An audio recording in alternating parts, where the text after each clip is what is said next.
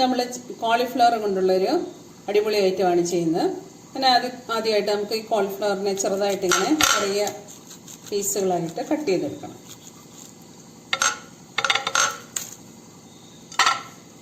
ഇതിനെ വീണ്ടും ഇങ്ങനെ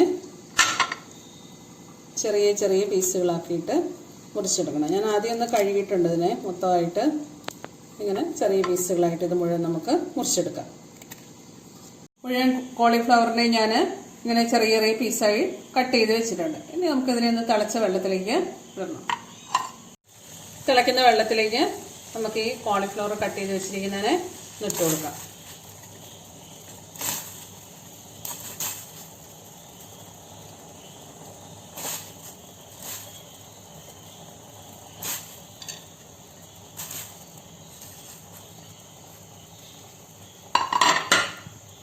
അതിലേക്ക് ഒരു സ്പൂണ് ചെറിയ സ്പൂണ് മഞ്ഞൾപ്പൊടിയും കൂടെ ചേർത്ത് കൊടുത്തു.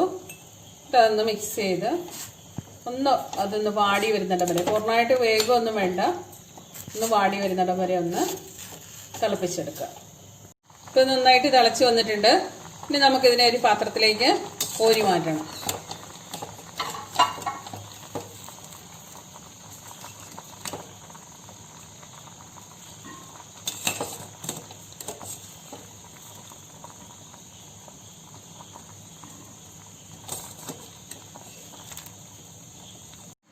കോളിഫ്ലവർ മുഴുവൻ ഒന്ന് തിളപ്പിച്ച വെള്ളത്തിലിട്ട് ചെറുതായി ഒന്ന് വാട്ടിയിട്ട് നമ്മൾ ഇങ്ങനെ കോരി വെച്ചിട്ടുണ്ട്.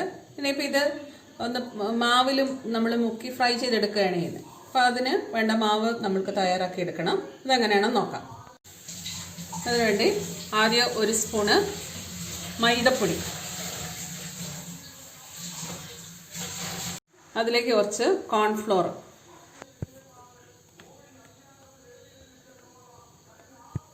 ഏകദേശം ഒരു സ്പൂണോളം തന്നെ കോൺഫ്ലോർ ചേർത്ത് കൊടുത്തു. അതിലേക്ക് ഒരു സ്പൂണ് അരിപ്പൊടി, പുട്ടിൻ്റെ പൊടിയാക്കി വെച്ചാണ് ആ അരിപ്പൊടിയും കൂടെ ചേർത്ത് നമ്മൾ കൊടുത്തു.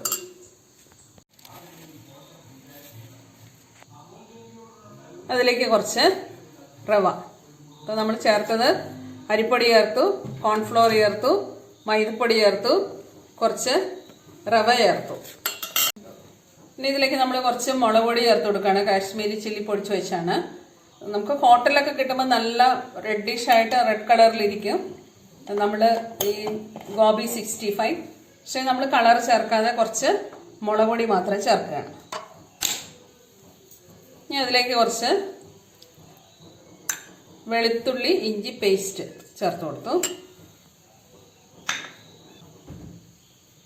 പിന്നെ അതിലേക്ക് കുറച്ച് ഗരം മസാലപ്പൊടി, ഒരു പിഞ്ച് ഉപ്പ്, ആവശ്യത്തിന് ഉപ്പ് ചേർത്ത് കൊടുക്കുക. അതിനെ ഒന്ന് നന്നായിട്ട് മിക്സ് ചെയ്തെടുക്കുക. എന്നിട്ട് നമുക്ക് കുറേശ്ശെ വെള്ളം ഒഴിച്ചിട്ട് മിക്സ് ചെയ്തെടുക്കണം.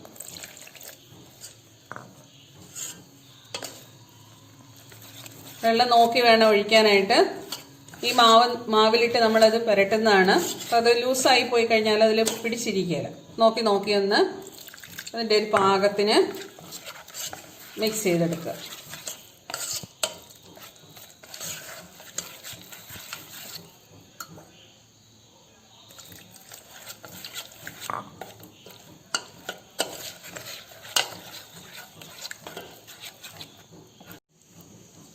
ഇങ്ങനെ നമ്മൾ കട്ടാതെ ഇങ്ങനെ കുഴച്ചെടുത്തിട്ടുണ്ട്.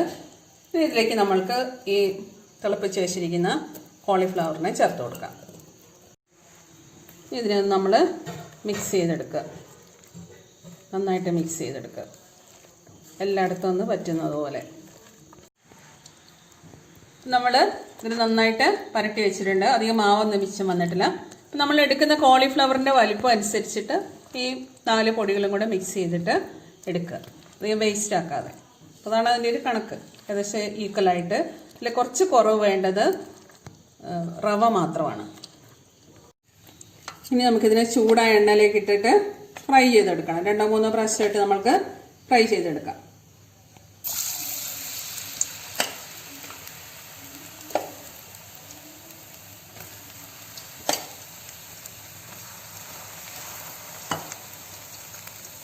നല്ല ഫ്രൈ ആയി വന്നിട്ടുണ്ട്. കോരി മാറ്റാം.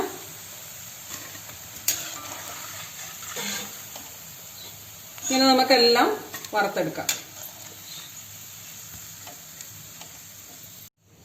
നമുക്ക് അടുത്തതൊക്കെ ഇട്ട് കൊടുക്കാം.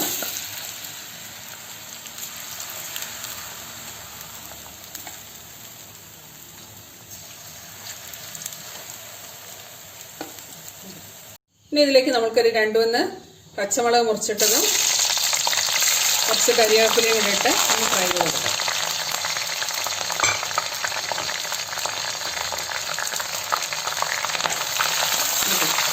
ഞാനിതിലേക്ക് ആ മുളകും കരിവേപ്പിലയൊക്കെ വറുത്ത് ഇട്ടിട്ടുണ്ട്.